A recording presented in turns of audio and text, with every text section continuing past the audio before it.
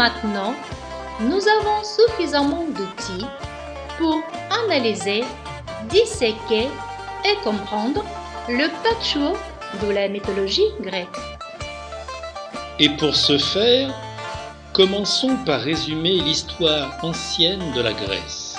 Tout d'abord, signalons que l'agriculture est arrivée dans la péninsule en 3 vagues successives. La première fut le prolongement de la phase céréalière débutante du croissant fertile vers le 7e millénaire avant notre ère. Ces relations orientales seront toujours empreintes de prestige, notamment symbolisées par le pan venant des Indes. La seconde vague agricole vint du Nord avec le matriarcat danubien. Son influence se retrouve chez les dieux sacrifiés comme Orphée ou Dionysos et par un oiseau symbole, le cygne. Enfin, une troisième vague arriva du sud avec le matriarcat maritime.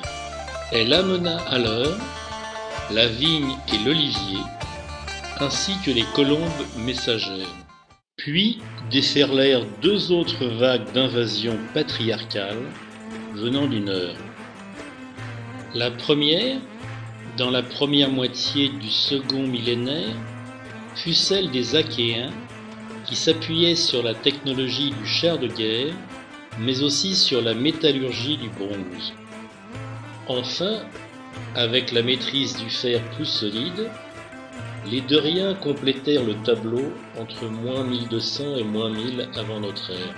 Ce fut alors une période de destruction généralisée par les peuples dits de la mer dans tout le bassin méditerranéen oriental, période appelée Âge sombre. Ce n'est alors qu'au début du IXe siècle avant notre ère que le calme réapparaît, que l'économie redevient faste, qu'une nouvelle écriture se diffuse et que les cités grecques se lancent dans la colonisation de la Méditerranée. Nous obtenons donc, après de nombreux siècles de légendes chantées et embellies par les poètes, un mélange très diversifié et très imbriqué venant de différentes civilisations, tel un patchwork terriblement emmêlé. Ainsi, afin de démêler la complexe mythologie grecque, nous allons donc utiliser notre filtre patrie-matrie pour mieux l'appréhender. Nous allons donc reprendre quelques mythes grecs apparemment complexes, puis nous allons faire le tri des influences matriarcales et patriarcales, ainsi que des particularités géographiques, et enfin, nous allons pouvoir comprendre le sens caché de ces légendes. Et tout d'abord, commençons par les derniers arrivés, soit les dieux venant du patriarcat. Et à tout seigneur, tout honneur, débutons en premier par examiner le profil du roi des dieux. Incontestablement, c'est un chef typiquement patriarcal. Il est le dieu du tonnerre et vit en haut d'une montagne avec l'aigle comme animal totem. Ajoutons qu'il possède des pouvoirs de sorcier transformiste, car il s'incarne régulièrement sous l'aspect de différents animaux, taureaux, aigles, cygnes, mais ceci dans le but essentiel de séduire des femmes par la ruse. Mais ce détail peut surprendre.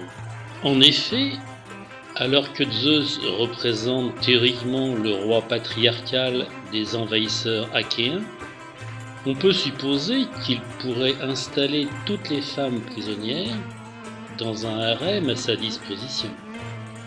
Mais une légende reste symptomatique, car elle raconte que pour séduire Héra, il se transforma en coucou, qu'elle plaça alors sur son cœur. Or, Chacun sait que cet oiseau pond ses œufs dans le nid des autres en prenant leur place. Cela signifie donc que les Achéens ne sont pas arrivés triomphalement en Grèce, mais qu'ils se sont introduits prudemment en marchant sur des œufs, comme mercenaires gardes du cœur au service des reines des premières cités. On voit donc se dessiner la stratégie globale où des chefs mercenaires ont épousé progressivement des reines, comme princes consorts dans les villes, et où ils ont fomenté des coups d'État.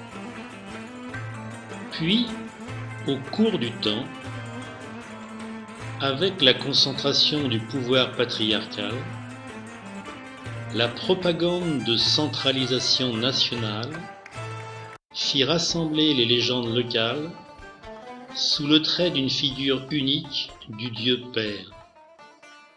Il s'ensuit que pour assurer politiquement la paix sociale, sans utiliser la force brute, le polythéisme fut alors officialisé en rassemblant les dieux patriarcaux et matriarcaux en une grande famille vivant dans un grand palais sur l'Olympe. Et pour concrétiser le métissage de deux civilisations, Zeus épousa alors Héra en utilisant la ruse et la séduction.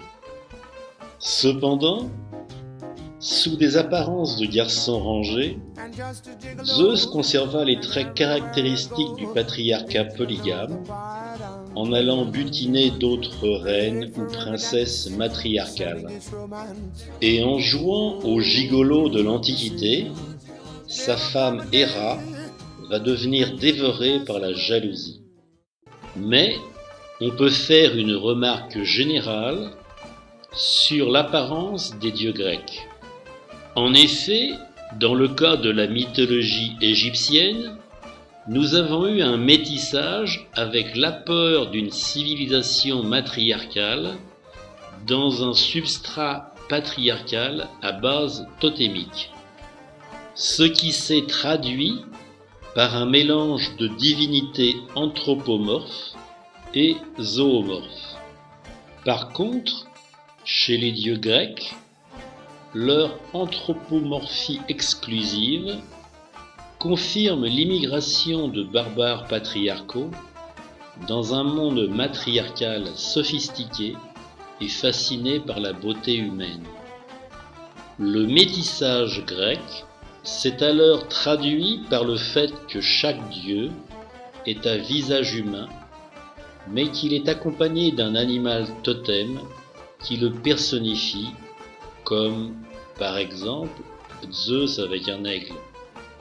Ainsi, à l'aide de cette nouvelle information, nous allons pouvoir encore mieux détricoter la personnalité des dieux grecs.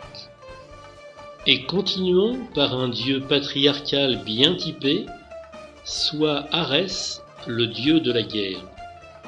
Ainsi, Arès, avec son casque, sa lance et son bouclier, est le dieu de la guerre. Brutal, coléreux et un peu stupide, il ne fréquente que la déesse de l'amour, Aphrodite. En fait, on retrouve le type classique du guerrier mercenaire agressif, dont l'humeur belliqueuse est calmée par les hiérodules. Ajoutons qu'il trouve souvent refuge en Thrace, ce qui confirme le lieu d'origine des guerriers envahisseurs. Et notons aussi que ces peuplades guerrières ont longtemps pratiqué le bandelage du crâne des garçons, ce qui conduisait à produire des guerriers plus agressifs. Maintenant, au niveau de ces animaux totems, on remarque que Arès, avec le vautour et le chien, nous cache une origine fonctionnelle nettement plus riche. En effet, ces deux animaux sont typiquement psychopompes, c'est-à-dire qu'ils guident les défunts au royaume des mœurs, car ils sont charognards et nettoyeurs. En Asie, le vautour dévorait les cadavres dans les tours de silence et le dieu Ahura Mazda montre des ailes protectrices, tandis qu'en Égypte, c'est le cas de la déesse Mout. De même, on retrouve le chien Cerbère chez les Grecs et Anubis en Égypte. On voit donc que le dieu Arès était primitivement aussi le dieu patriarcal des morts et que, dans la nouvelle civilisation mixte, sa place a été prise par le matriarcal Hadès. Ainsi, on comprend mieux pourquoi Arès est mis à l'écart comme Hadès par les autres dieux. Examinons maintenant Hestia, une déesse également intéressante. D'origine typiquement patriarcale, elle incarne la Vierge sacrée, gardienne du foyer et du feu domestique, soit une divinité proche du zoroastrisme primitif. Et curieusement, son animal totem est l'âne. Il est même son protecteur, car lorsque le dieu Priap vient pour la violer, celui-ci la réveille et elle se libère. Comme l'âne est l'animal aux pieds sûrs qui peut circuler dans les collines, nous retrouvons donc un vieux mythe où une femme vivant seule à l'écart de la civilisation est protégée par cet animal. Mais chez les Grecs, cette déesse trop sage va être remplacée par Dionysos. Dieu pourtant matriarcal, il devient favorisé par les guerriers grâce aux cérémonies de banquets et aux libations de vin. L'ambiance virile des combattants les conduisait à battre le rythme à la bataille, mais également lors des banquets, en claquant des mains sur les cuisses. Il s'ensuit qu'après une soirée bien arrosée, les guerriers se retrouvaient avec les cuisses très douloureuses. Ensuite, par assimilation patriarcale, la légende a alors prétendu que Dionysos était né de la cuisse de Zeus. D'un autre côté, examinons ce que sont devenus les dieux matriarcaux en Grèce. Bien sûr, nous avons des siècles de mélange où les divinités grecques se sont fortement imbriquées entre elles. Mais nous possédons dorénavant des clés pour nous introduire dans ces légendes et découvrir des événements historiques insoupçonnés. Nous allons pouvoir alors distinguer 5 phases chronologiques distinctes qui ont abouti à la formation de la famille des dieux grecs. Soit le substrat matriarcal classique, la concurrence entre cités, les invasions patriarcales, les révoltes et les collaborations.